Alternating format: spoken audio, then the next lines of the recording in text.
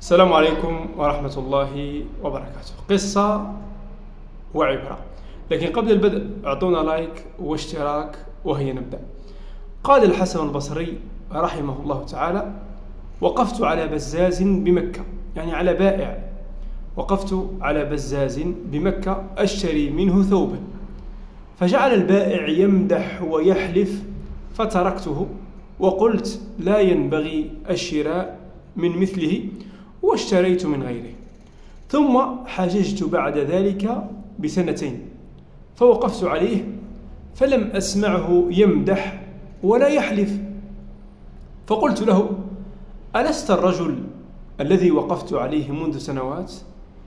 قال: نعم. قلت له: وأي شيء أخرجك إلى ما أرى؟ ما أراك تمدح ولا تحلف.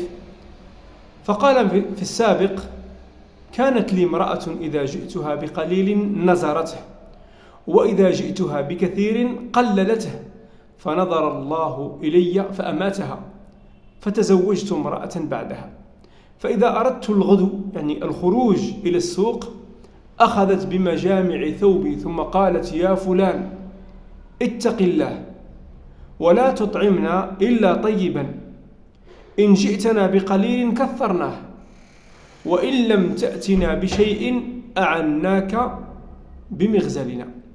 هذه هي الخلاصة أيها الإخوة والأخوات. الرزق من الله عز وجل، فهو الكريم سبحانه وتعالى، وهو الجواد سبحانه وتعالى.